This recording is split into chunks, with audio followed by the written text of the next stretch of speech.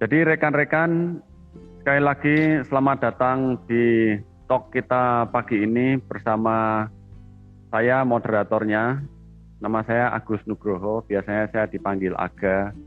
Saya ada di Jogja, sehari-hari saya ngajar bahasa Inggris. Dan pembicara kita hari ini Bro Akim, lengkapnya Chong Kim Jin. Saya juga nama lengkapnya tidak terlalu familiar. Biasanya saya Bro Akim aja. Bro aja saya biasanya. Dia ini pengusaha, terus praktisi dan senior. Senior saya ini, jangan sembarangan loh ini. Terus beliau ini telah dikonfirmasi kedalaman praktiknya oleh guru kita, Bu Jun Fase. Bu Jun Fase ini adalah penerus Dharma dari Master Sheng Yen Dharmadhara Mountain. Oke, kawan-kawan yang ikutan boleh menuliskan komentar atau saran atau kritik atau pertanyaan. Jadi nanti kita punya 2 sesi. Karena topik kita hari ini adalah sensasi dan panjang umur. Jadi ada 2 sesi. Sesi pertama itu nanti sesi sensasi. Setelah sesi sensasi kira-kira 20 menitan, nanti kita buka sesi pertanyaan. Tapi kalau ada pertanyaan di tengah-tengah sesi itu, jangan nunggu sampai akhir sesi. Jadi langsung aja tanya. Nanti kita akan lihat pertanyaannya, yang bisa kita jawab langsung, kita jawab langsung. Kalau Bro Hakim merasa nanti di akhir sesi kita mau jawab beberapa pertanyaan sekaligus, bisa begitu. Kemudian sesi kedua, sesi panjang umur. Sesi panjang umur, setelah itu kira-kira juga 20 menit, setelah itu kita ada sesi tanya jawab lagi. Tapi seperti biasa, kalau ada pertanyaan di tengah-tengah, langsung aja tanya. Nah, dan yang pertanyaannya paling bagus akan dapat hadiah nanti dari Bro Hakim. Nanti hadiahnya akan ditunjukkan. Saat ini, sudah ditunjukkan, oke. Jadi itu hadiahnya, Bro Hakim nanti akan jelaskan apa itu. Iya toh. Kok kayak mainan anak kecil itu apa itu? Nah, nanti biar Bro Hakim jelaskan. Oke Bro, jadi waktunya sudah jam 9 lebih 8 menit. Kita harus mulai nih Bro. Jadi sesi kita hari ini judulnya sensasi dan panjang umur. Kita mulai sesi 1, sensasi. Jadi sensasi ini maksudnya yang mana nih Bro? Kita punya banyak definisi tentang sensasi. Ada yang positif, ada yang negatif. Jadi yang Bro Hakim maksud dengan sensasi di topik kita ini apa Bro? Monggo. Ya, terima kasih Bro Aga. Selamat pagi teman-teman. Sensasi di sini dikaitkan dengan objek meditasi. Meditasi kan memerlukan satu objek, yaitu sensasi di lubang hidung. Jadi angin keluar masuk, kita merasakan sensasi itu. Nah, kembali ke sewaktu saya mulai belajar meditasi, diminta, diinstruksi bahwa memperhatikan sensasi di lubang hidung. Waktu itu saya bingung juga ya, memperhatikan sensasi. Jadi pikiran saya tuh memperhatikan adalah melihat sensasi itu. Jadi saya duduk, saya lihatin terus sensasinya. Akibatnya kepala saya jadi sakit ini, tempo saya, kening ya, jadi sakit. Terus saya tanya kali dulu melihat sensasi itu maksudnya urat matanya gitu Bro, yang waktu pertama kali permulaan meditasi dulu.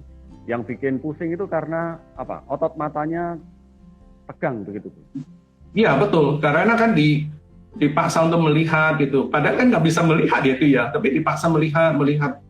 Karena diminta memperhatikan napas. Jadi saya pikir, begitu. Jadi saya memperhatikan. Akibatnya kepala jadi saya sakit. Terus sesudah itu saya berkonsultasi dengan guru saya. Guru saya bilang, bukan memperhatikan itu, bukan melihat, tapi merasakan sensasi di lubang hidung. Dan Oke. saya coba lagi, tapi timbul masalah yang lain. Saya tidak bisa merasakan sensasi di lubang hidung. Saya tidak bisa merasakan. Nah, karena tidak bisa merasakan, saya jadi tegang. Maksa. Makin dipaksa, makin tegang, makin nggak bisa. Nah, terus saya itu konsultasi lagi dengan guru saya. Terus guru saya dikasih satu metode, satu teknik, namanya DIS. Oke. Sebentar dulu, sebelum DIS tadi, sebelum DIS nih. Jadi biasanya kalau kita bermeditasi, instruksinya perhatikan sensasi nafas di lubang hidung kita. Nah, biasanya kita memperhatikan itu kita asosiasikan dengan melihat. Jadi pakai otot mata, terus pusing. Betul. Terus karena nggak bisa, frustrasi dan memaksa jadi tegang. Iya, betul. Oke, sekarang berikutnya berarti diberi metode supaya bisa memperhatikan sensasi di lubang hidung, yaitu DIS. DIS itu DIS ya, bro? DIS ya kan? Iya. Oke, lanjut. Sebetulnya bukan memperhatikan sensasi, bukan memperhatikan sensasi di lubang hidung itu, tapi merasakan sensasi di lubang hidung itu. Biasanya awal orang kan bilang itu memperhatikan napas, tidak ada sensasi. Memperhatikan napas. Dan akhirnya saya tanya, katanya guru saya tuh bilang merasakan sensasi di lubang hidung itu. Oke. Dan merasakan. timbul masalah karena saya tidak bisa ya, seperti tadi Bro Agang ngomong, jadi tidak bisa, jadi saya tegang. Dan guru saya mengajarkan saya satu teknik namanya DIS. Oke. DIS itu tingkatan dari deep inhale and sighing. Oke. Jadi tarik nafas, buang nafas. Oke. Tarik nafas dalam, terus buang nafas. Oke. Nah, tujuannya apa? Gema ya suara saya ya? Enggak, bro. Oke kok, jelas kok. Oke. Jadi, tarik nafas, buang nafas, tujuan apa? Tujuan pertama adalah, begitu kita tarik nafas, kita kan bisa merasakan sensasi ya, di lubang hidung ya. Ya. Terus,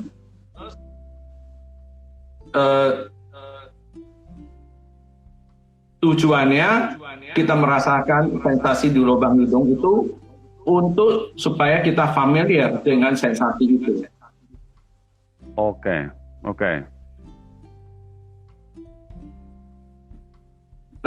Mengenai kita cerita mengenai sensasi ya. Ya. Kita itu misalnya sekarang kita boleh coba ya, viewer semua boleh coba. Kita coba, misalnya sekarang kita rasakan sensasi di lengan kita ini ya, di tangan kita ini. Nah, kita misalnya tidak disentuh, kita boleh coba, kita coba rasakan. Oke, bro. Oke? Nah, sekarang kita coba, kita pegang. Kita rasakan.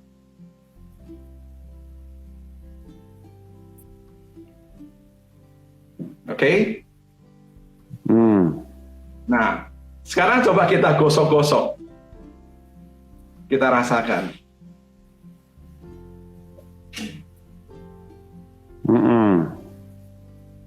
Sensasinya beda-beda kan? Beda-beda, ya. Beda.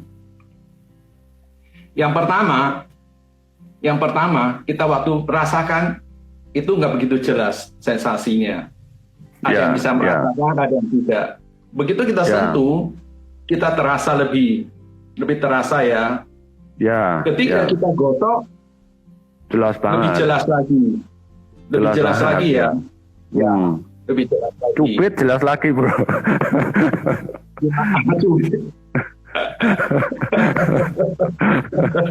Oh. Jadi maksudnya untuk merasakan sensasi itu ada beberapa metode bantuan gitu ya, bro. Jadi kalau nafas, jadi DIS ya, pakai pernafasan dan buang nafas dalam tadi. Tapi kalau misalnya merasakan bagian-bagian tubuh, boleh pegang. Kalau pegang kurang, boleh gosok-gosok. Ya. Oke. Maksud saya begini. Oke, bro. Jadi kita waktu lakukan DIS, kita kan merasakan sensasi di lubang ini, lubang hidung ini. Ya. Ya. Tujuannya untuk supaya batin kita itu mengenali sensasi itu dan mengingat sensasi itu. Ya, ya. Jadi kita tuh latihan setiap hari, kita mengenali dan mengingat sensasi itu. Lama-lama kita jadi familiar. Misalnya sekarang saya dengan Bro Aga. Ya. Kita tiap hari ketemu. Tiap hari ketemu. Saya kan memperdalam kenalan, mengenali Bro Aga. Dan saya mengingat bentuk-bentuk Bro Aga. Cara kepalanya, cara ngomongnya, semua saya mengenali dan saya mengingat. Akibatnya apa? Besok saya ketemu, saya lihat, saya tak usah berpikir itu ini siapa, saya langsung tahu itu Bro Aga. Ya. Oke. Sensasi ya, sensasi karena kita tiap hari, misalnya kan kita tidak bisa merasakan seperti tangan itu ya tadi ya. Sengaja kita itu berjalan dengan sensasi itu. Tujuannya apa? Tujuannya satu, mengenali sensasi itu. Ya.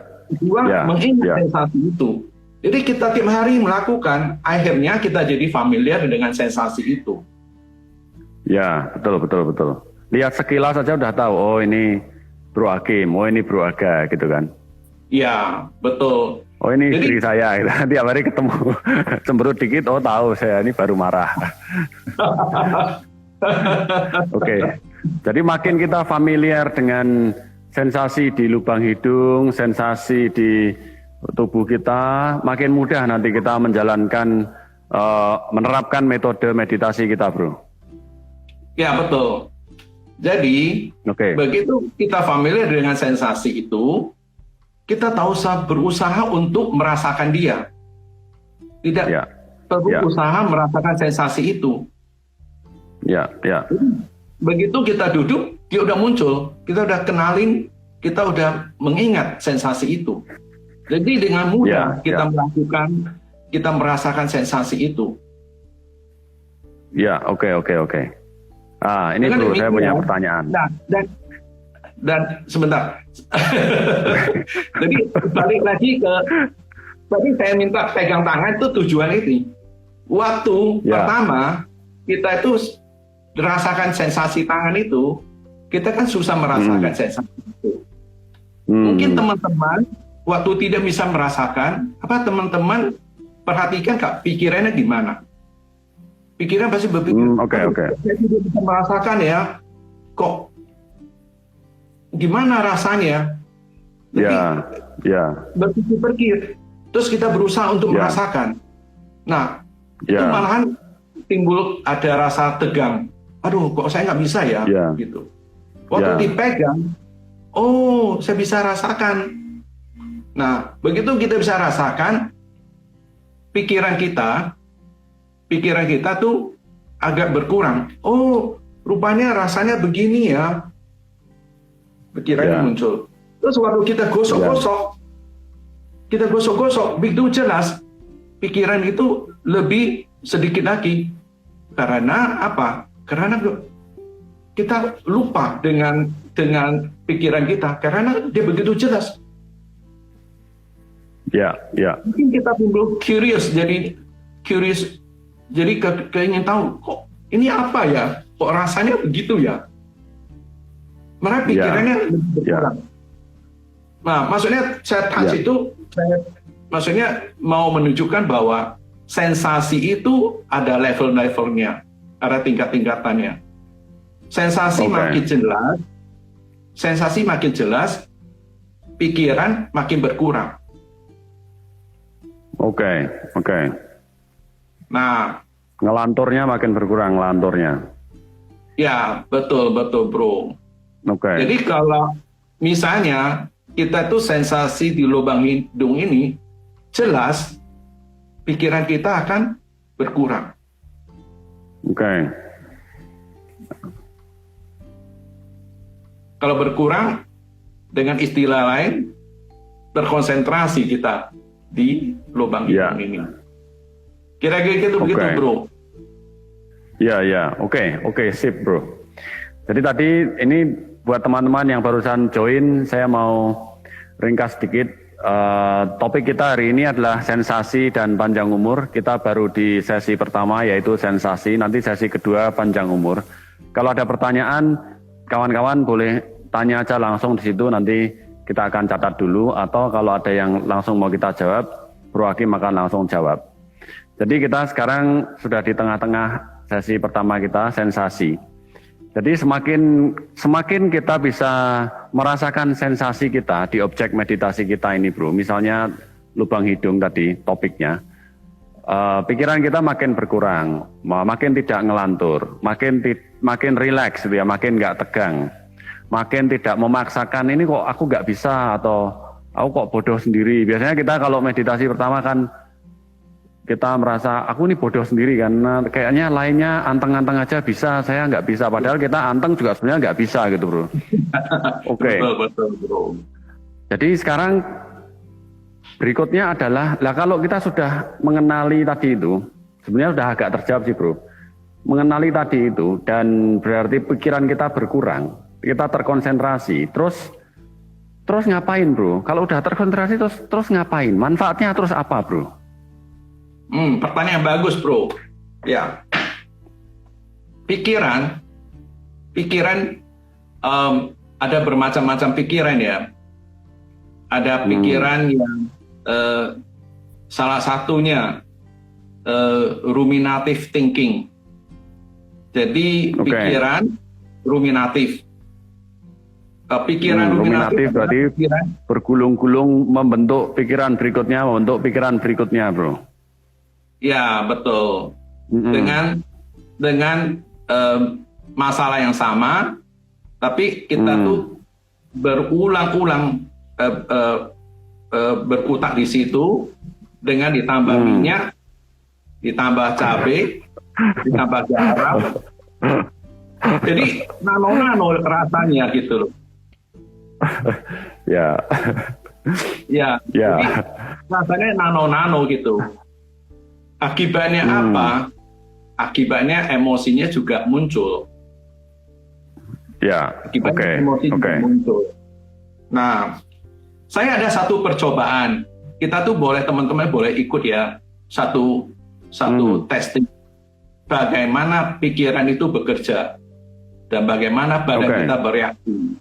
Nah, saya ada di sini ada ini loh, kelihatan jeruk nipis. Apa itu, bro? Oh, jeruk, oke. Jeruk nipis. Jeruk nipis ya. Ya. Jeruk nipis. Nah, dia ada jeruk nipis. Nah, teman-teman coba. Bro lagi di dapur apa kok ada jeruk nipis?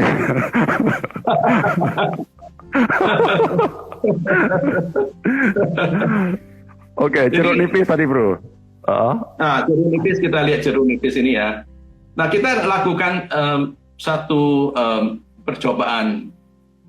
Nah, teman-teman, sekarang kita tutup mata, kita bayangin, kita makan jeruk nipis ini. Oke. Rasakan, kita lagi memakan jeruk nipis ini?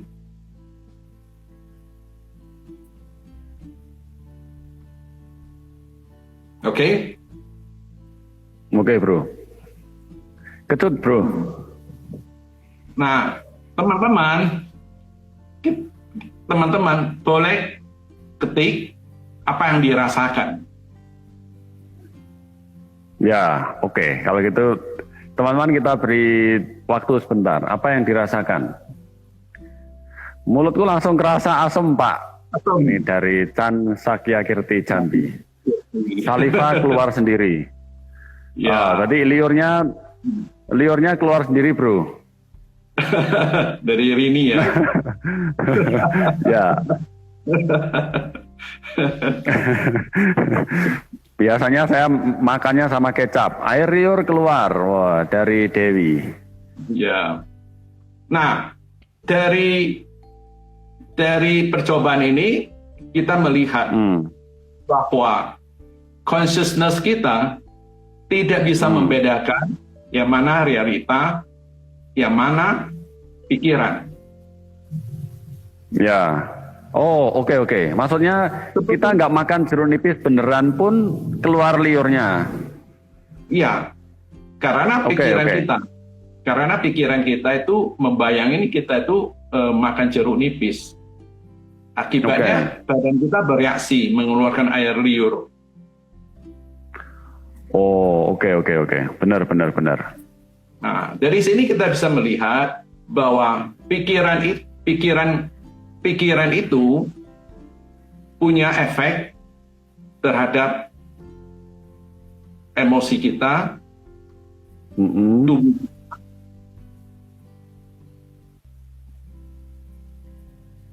Emosi kita dan tubuh kita bereaksi. Oke.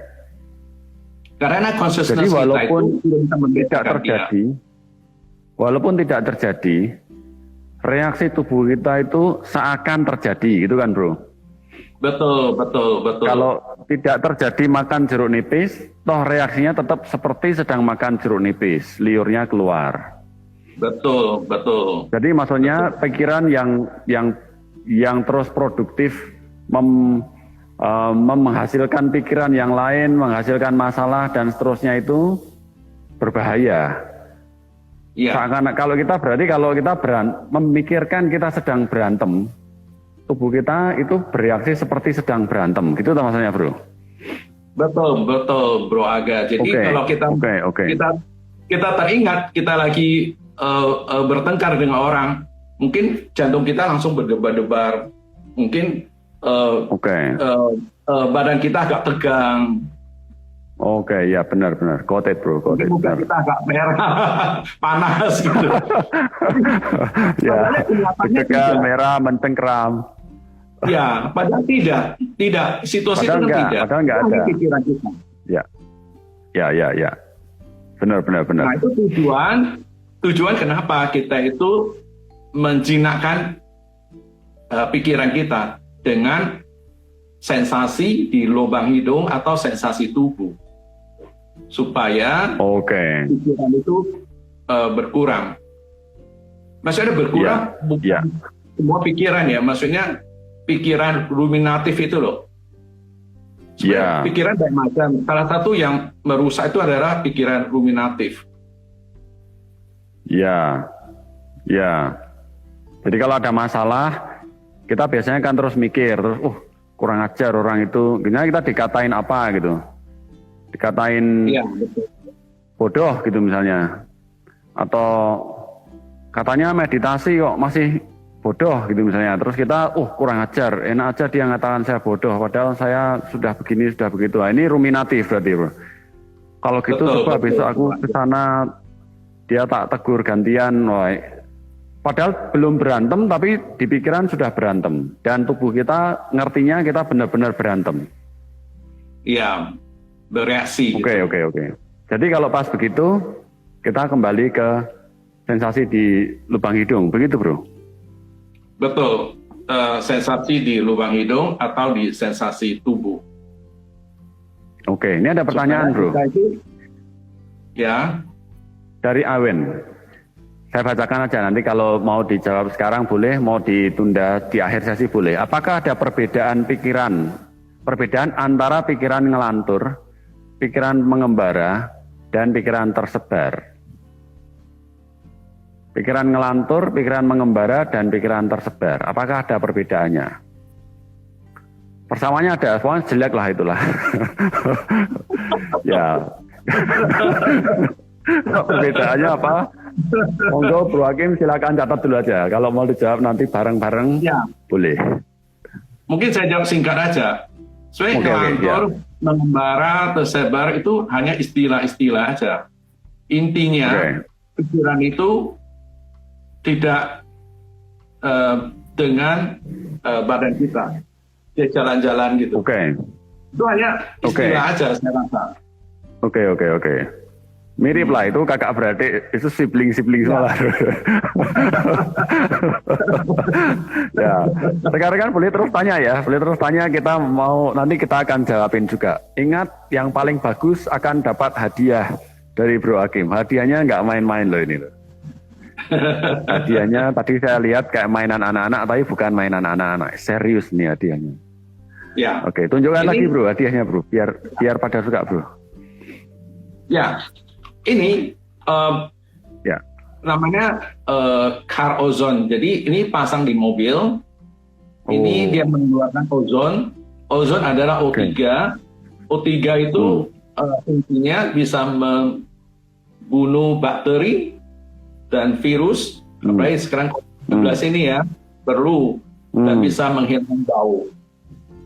Jadi di mobil tidak usah pakai parfum lagi. Parfum kan tidak membunuh kuman, tidak membunuh virus. Tutupi aja. Ini mobil selain tidak bau dan bersih, terbebas dari semua bakteri atau virus. Ya, kira-kira itu. Car ozone. Car ozone. Ya. Ozon itu O3. Ya, ozon O3. Jadi dia mengeluarkan ozon, Bro, atau gimana? Ya, dia mengeluarkan ozon. Ya. Dan itu membunuh virus dan bakteri. Ya, dan berarti menghilangkan COVID bau. Dan menghilangkan bau. Berarti COVID mati juga lah, Bro. Ya. Yes. Ada pertanyaan lagi, Bro, tentang sensasi. Ini hubungannya bagus, Bro. Kawan-kawan boleh tanya ya, nanti yang paling bagus dapat hadiah. Apakah sensasi ini kita bawa terus selama meditasi untuk menjaga konsentrasi, atau apakah sensasi ini bisa dilepas? Pertanyaan bagus ini. Jadi sensasi bukan hanya waktu kita duduk kita merasakan sensasi itu. Kalau bisa sepanjang hari kita merasakan sensasi itu. Tujuannya supaya pikiran kita tidak berpikir yang macam-macam. Ruminative thinking, impulsive thinking, intrusive thinking. Nah, itu pikiran yang tidak baik untuk diri kita sendiri.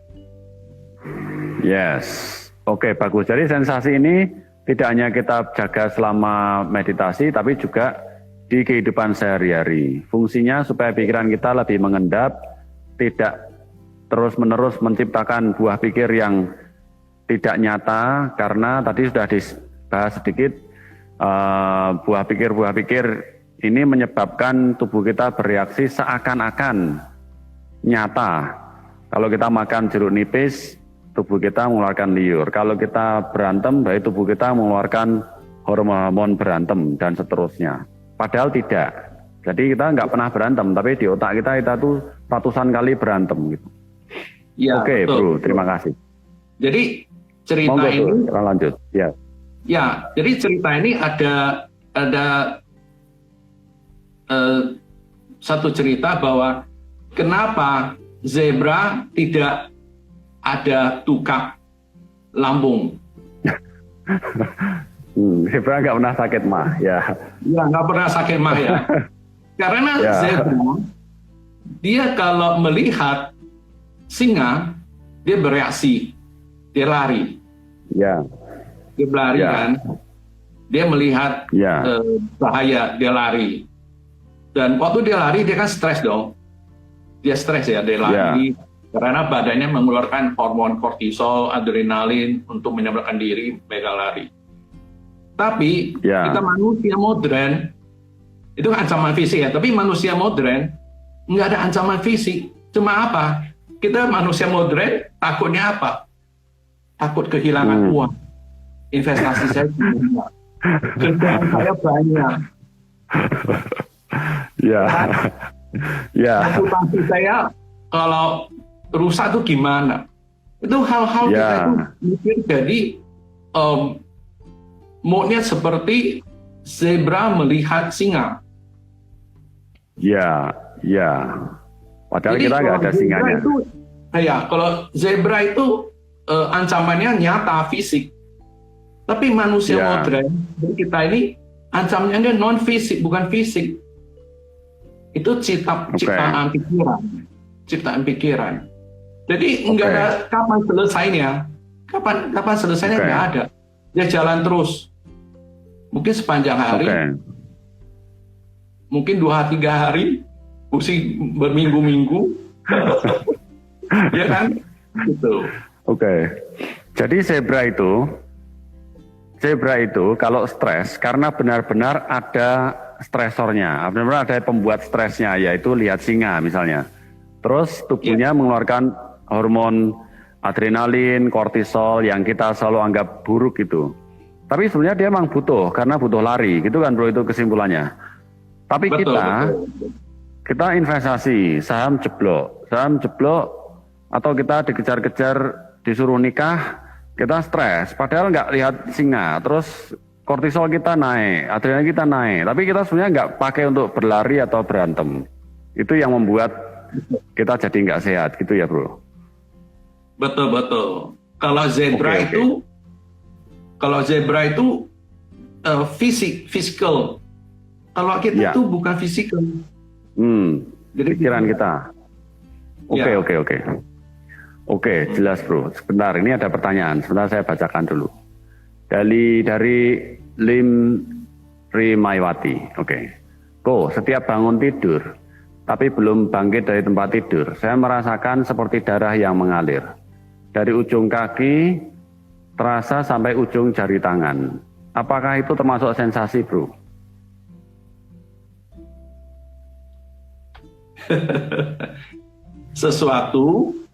Sesuatu yang kita bisa rasakan itu sensasi. Oke. Apa saja yang bisa kita rasakan itulah kita masukkan definisinya sebagai sensasi. Berarti itu sensasi juga kan bro? Jawabannya iya kan bro? Iya. Iya, betul. Itu sensasi juga. Iya. Jadi ya bro, ini pertanyaan lagi. Kalau misalnya kita mau berdiam di sensasi yang dirasakan tadi ini, sensasi darah mengalir dari ujung kaki terasa sampai ujung jari tangan, bagus juga nggak bro? Sensasi itu saya rasa tidak sustainable, tidak bisa terus-menerus ada. Oke. Sebetulnya kalau dia berdiam di situ dan membuat pikiran-pikiran berkelana, pikiran ruminatif ini settle, sebenarnya bagus juga ya bro. Cuman masalahnya adalah dia tidak bisa selalu ada, tidak bisa sustainable. Iya. Tapi kalau sensasi di lubang hidung ini selalu ada, kita selalu bernafas. Iya, betul. Kecuali kita bisa tahan napas seharian. Bro. Ini bro, agar saya ada cerita sedikit. Sensasi tubuh atau napas itu bagus sekali. Seperti orang bilang skin hunger. Pernah dengar skin hunger? Skin hunger kita ya, karena kita tuh kekurangan sentuhan dari orang lain. Nah, kalau kita itu kekurangan sentuhan dari orang lain, kita bisa merasa lonely, kita merasa kita sendiri aja, tidak ada orang. Ya, kita tuh sendirian. Ya. Nah, Ya. kalau kita itu bisa merasakan sensasi napas di lubang hidung ini, kita tuh ada rasa sentuhan. Ya. Jadi Ya. lama-lama sensasi di lubang hidung itu seperti seseorang yang kita tuh begitu familiar. Ya. Ya. Dan orang ini tersedia 24 jam sehari. Kapan aja Ya. dia tersedia. Ya. Ya. Nah, Betul. itu bisa membuat kita itu, perasaan kita itu bahwa kita tuh tidak sendirian. Kita ada seseorang menemani kita. Misalnya kita merasa, ya kadang-kadang mood kita kan bisa down ya. Misalnya ngerjain sesuatu nggak beres, itu nggak beres. Kalau kita tuh kembali ke napas kita, rasakan sensasi itu. Kita tuh seperti berpelukan dengan seseorang. Ada seseorang yang peduli terhadap kita. Kita tidak sendirian. Kita ada seseorang yang temani kita. Yang ini yang saya rasakan selama ini, bahwa saya tidak sendirian. Walaupun saya ada pasangan hidup, saya ada itu, tapi mereka tuh tidak bisa 24 jam tersedia. Tapi napas ini 24 jam tersedia. Kapan aja kita merasa moody, kita merasa sedih, kita merasa kayak frustrasi, kita bisa kembali ke napas. Kita bisa kembali ke seseorang yang begitu familiar terhadap kita. Jadi ada seseorang yang kita bisa peluk, ada seseorang yang kita bisa merasakan. Kalau skin hunger, kalau kita tuh mengharapkan kita bisa sedih, kita cari ke pasangan kita, pelukin dong, kan nggak mungkin ya. Dia sih jadi juga punya masalah, bro. Dia sih baru punya masalah. Gila apa belum? Iya. Jadi kita kembali ke sensasi napas atau sensasi ke tubuh. Kalau begitu familiar, kita itu tidak merasa kita sendirian di dunia ini, di hidup ini. Kita ada seseorang yang menemani kita itu 24 jam. Ya, teman terbaik kita lah ini, bro. Teman terbaik kita, teman terdekat kita. Ya. Berarti kalau kita tanya ke istri kita, terus kita tanya, apakah aku ini teman terbaikmu? Terus istri kita bilang tidak. Jangan marah ya, bro, karena teman terbaik dia itu nafasnya dia. Betul, bro. Nomor 2 masih temannya dia lagi gitu. Nomor 3 masih kayak ciciknya dia. Kita masih nomor 4 ternyata. Iya, betul. Itu kenyataan ya, bro. Kita tidak bisa cemburu. Saya kan pasangan kamu kok. Saya tidak dianggap. Tapi kenyataan, sensasi tubuh kita itu adalah teman kita atau bagian dari kita. Itu nyata itu.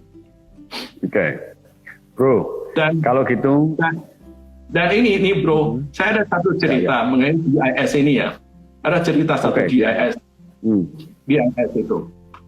Ada satu ibu-ibu, dia tuh orangnya emosional dan dia punya satu anak, suaminya. Ini cerita ini, dia belajar GIS.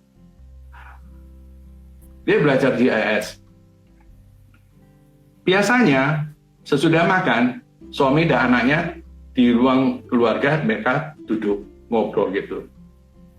Kalau mereka dengar di dapur suara piring pecah, kalau nggak ada suara, itu berarti istri yang pecahin. Kalau begitu suara pecah piring dan teriak-teriak, Anaknya ngomong sama bapaknya, kan, pembantunya pecahin lagi piringnya, Pak. Oke. Jadi pada satu hari piringnya pecah dan nggak ada suara. Terus anaknya bilang sama papanya, mamanya pecahin piring lagi, Ma, Pak. Gitu. Tapi nggak lama kemudian mereka dengar dari dapur itu pembantunya minta maaf sama ibunya. Bu, maaf ya, saya pecahin piring. Terus anaknya lihat bapaknya lihat anaknya. Loh, apa yang terjadi? Rupanya begitu pecah, ibu itu lakukan DIS di dapur.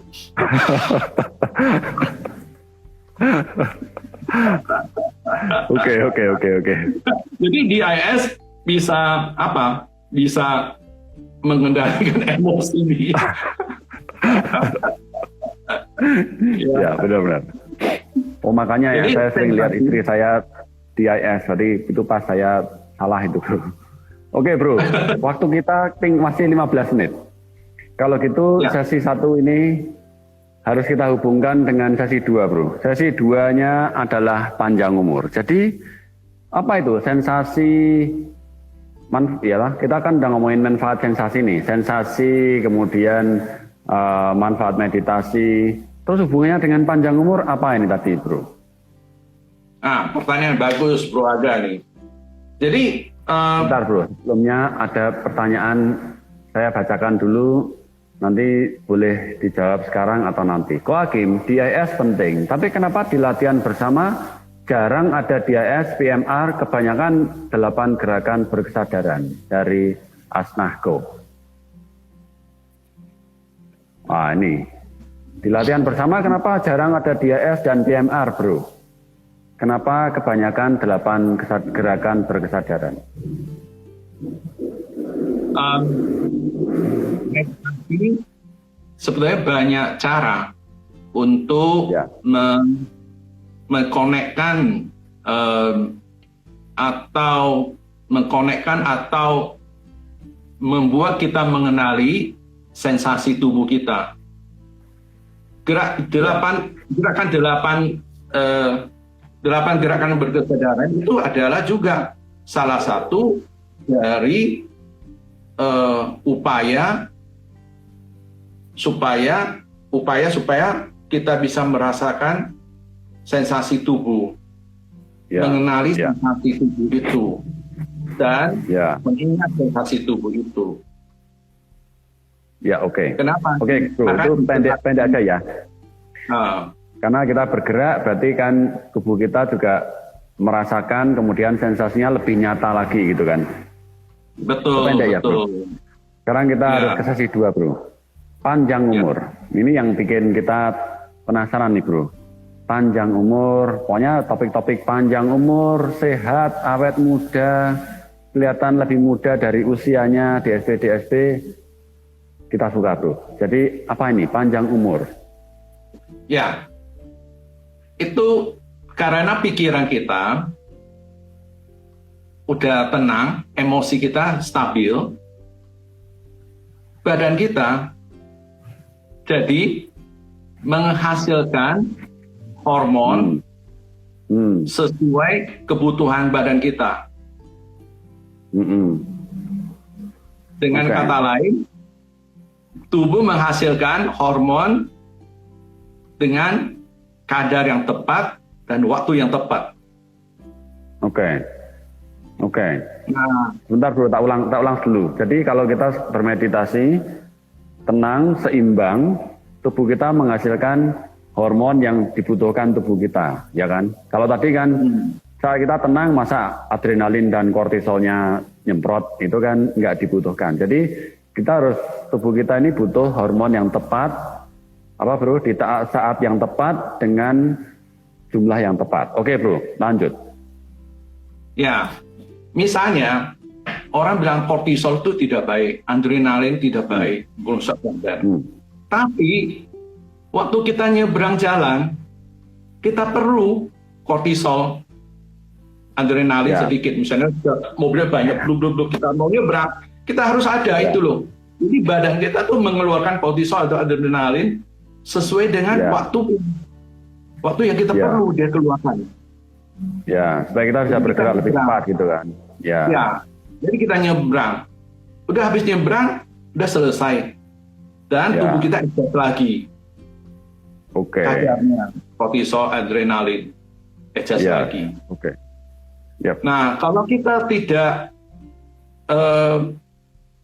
emosi kita tuh bergejolak, begitu nyebrang kita mikir yang lain-lain, udah nyebrang udah lewat kita masih mikir tadi orang itu ngomongin saya jelek, padahal kan saya nggak jelek, saya ganteng loh. Kok gitu emosi ya? Kok gitu emosi loh? Kita tuh anggap diri kita ganteng tapi dibilang jelek, kita emosi kan? Kita tuh Oke. gini. Nah, hormonnya Iya. keluar lagi. Ya tidak sesuai, Ya. tidak sesuai waktunya. Sebenarnya kan kita Ya, tertentu, oke. tapi dikeluarkan hormon itu. Hmm. Ya. Kira-kira Jadi begitu. hormon yang mestinya dikeluarkan saat kita tenang, terus saat kita rileks, kemudian yang bikin panjang umur nih hormon yang apa ini, Bro? Nah, ini yang menarik. Hormon ini namanya DHEA atau bahasa DHEA, itunya oke. ya bahasa itu namanya dihydroepiandrosterone.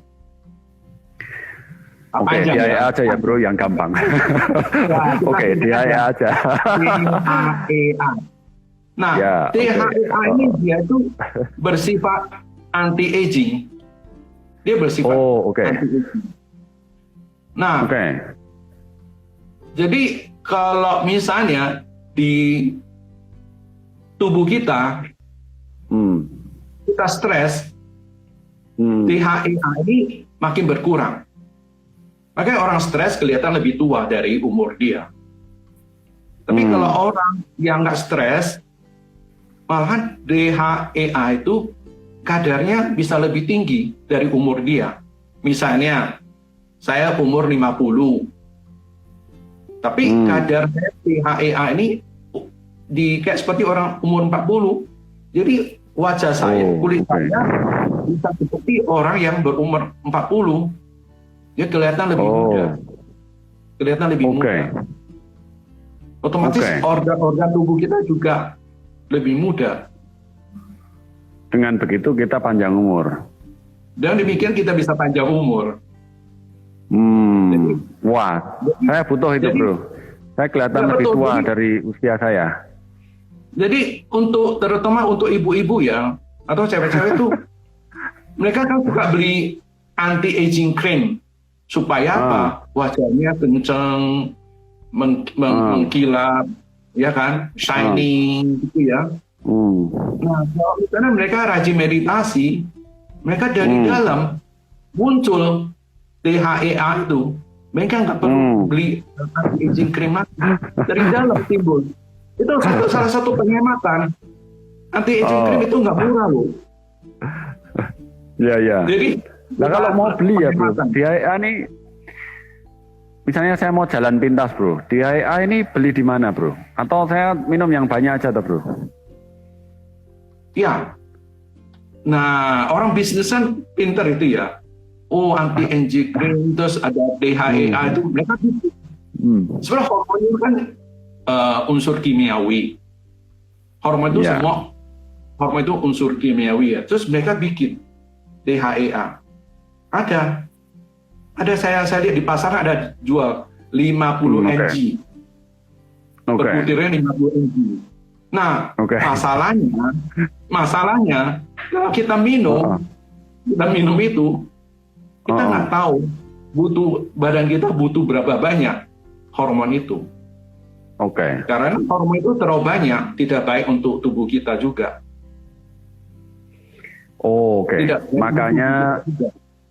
Makanya tadi kata kuncinya pada takaran yang tepat. Dan waktu yang tepat.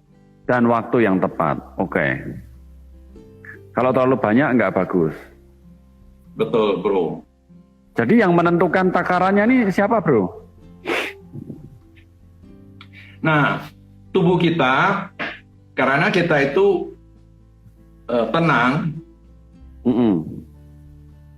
sebetulnya ini agak ini loh, limbic system kita Limbik system kita itu bekerja. Limbik system bekerja. Jadi di otak kita itu, di satu bagian dari otak kita itu, dia itu yang mengendalikan hormon. Dia mengendalikan hormon. Dan dia itu seperti fungsinya seperti stabilizer listrik di rumah kita. Jadi otak ini, bagian otak ini, dia itu stabilisasi atau adjust kebutuhan tubuh kita. Hormon ini. Sebenarnya singkat kata, sebenarnya hormon itu bukan di otak itu yang itu, tapi dia memberikan informasi. Karena yang men-secrete atau menghasilkan hormon itu adalah kelenjar kan, endokrin gland itu kelenjar endokrin. Jadi organ-organ tubuh kita lain juga menghasilkan hormon. Seperti pituitary juga bisa menghasilkan hormon. Tapi sumbernya dari ini loh, bagian otak ini. Jadi singkat kata, nggak bisa sembarangan main minum atau main suntik hormon itu. Jadi otak ini harus mengeluarkannya sendiri karena otak ini akan menentukan takarannya dan waktunya yang tepat. Betul, bro. Gitu kan, bro? Oke. Jadi otak ini bagian otak ini namanya hipotalamus. Hipotalamus, oke. Dan dia punya fungsi namanya homeostasis. Yang tadi saya ngomong seperti stabilitas. Penyeimbang dia. Ya, penyeimbang. Nah, dia sifatnya bukan seperti termostat. Dia bukan termostat. Kalau termostat misalnya dia sampai level ini dia baru bekerja. Kalau ini dia tidak, dia adjust terus. Dia adjust terus, naik turun. Nah, kapan itu saya rasa ya dari luar susah intervensi ini. Karena ini built-in. Ini udah built-in punya stabilizer. Dia susah digantikan, tidak bisa tergantikan. Oke. Jadi harus dari dalam. Biarkan otak ini menstabilkan dirinya sendiri, gitulah kira-kira. Betul. Oke, bro, waktu kita tinggal 3 menit. Mungkin Bro Hakim mau pilih pemenangnya dulu, pemenang hadiah. Kita bisa umumkan nanti yang pertanyaan yang mana nih yang Bro Hakim mau dianggap menang. Saya rasa nanti panitia yang itu.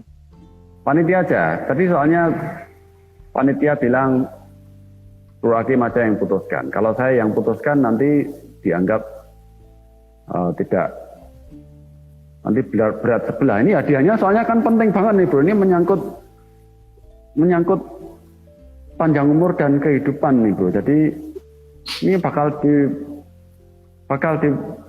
dipertanyakan kalau nggak fair. Oke lah, Bro Hakim silakan putuskan ya. Panitia yang putuskan tadi panitia putuskan. Panitia. Putuskan kita tuh bisa ada bias gitu ya, bias. Oh gitu, nanti kita nanti dianggap dia panitia yang putuskan. Jadi oke. Ya, oke. Nanti takutnya dianggap wah, pertanyaan yang dianggap menang cuman yang gampang-gampang aja gitu kan nggak enak ya. Oke. Ya, jadi bro bisa terasa kayak bias gitu loh. Karena waktunya mepet nih, Bro. Tinggal 2 menit kurang. Saya punya pertanyaan pribadi saya, tapi saya anggap ini mewakili teman-teman semua. Bro Hakim ini kan berlatih meditasi. Terus manfaatnya atau apa sih yang Bro Hakim dapatkan dari meditasi Bro Hakim ini sebetulnya?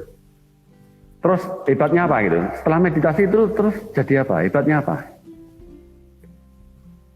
Sebetulnya waktu awal-awal saya belajar meditasi, saya pikir saya kalau belajar meditasi saya bisa terbang, bisa jalan tembus tembok. Ternyata saya sesudah belajar meditasi, enggak, saya tetap sama gitu loh. Tapi ada satu, saya mendapat satu keberanian. Keberanian mengakui Bro, kesalahan waktunya saya. tinggal 30 detik loh bro. 30 detik Berani loh, bro. mengakui kesalahan sendiri, berani meminta maaf, terutama kepada orang yang paling dekat dengan kita, pasangan kita. Karena Oh, terhadap pasangan kita, ego kita paling besar. oke. Minta Berarti karena maaf sama meditasi, teman-teman gampang, tapi minta maaf pada pasangan sendiri agak susah. Karena ego kita terlalu besar. Dan saya dapat itu keberanian untuk melakukan itu. Kira-kira begitu, bro. teman-teman, terima kasih semua. Semoga menginspirasi, semoga bermanfaat. Ya, Selamat. semoga bermanfaat. Selamat pagi bro. Selamat Sampai pagi ketemu semua. lagi. Ya. Kawan-kawan, tetap semangat, tetap selamat, Tambah minyak. tetap aman. Tambah minyak. Tambah minyak. Terima kasih bro. Sampai Yo. jumpa lagi kawan-kawan. Sampai jumpa Stay safe. lagi. Yo.